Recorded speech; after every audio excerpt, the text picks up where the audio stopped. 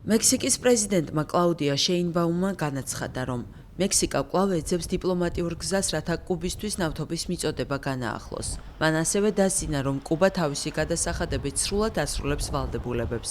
გასულ კვირას ამერიკის შეერთებული შტატების პრეზიდენტმა დონალდ ტრამპმა განაცხადა, რომ კუბასთან ნავთობის ვაჭრობაში ჩართულ ქვეყნებს ტარიფებს დაუწესებდა. თუმცა მექსიკის სახელმწიფო ნავთობ კომპანიამ მანამდე იანვარშივე ყოველგვარი განმარტების გარეშე შეაჩერა კუბაში ნედლეი ნავთობის მიწოდება.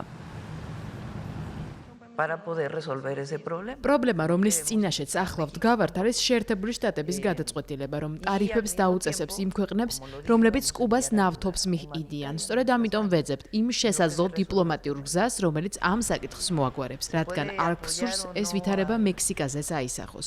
ამავდროულად, სანამ ნავთობის საკითხზე მოლაპარაკებები გრძელდება, ჩვენ კუბას კვლავ გავუგზავნით ჰუმანიტარულ დახმარებას. ზოგი უჭერს მხარს კუბის რეჟიმს, ზოგიც არა, თუმცა თითოეული მათგანი კუბელია. მექსიკა კი არ მიატოვებს არავის, არც თავის ხალხს და არც გაჭირვებაში მყოფ სხვა ხალხს.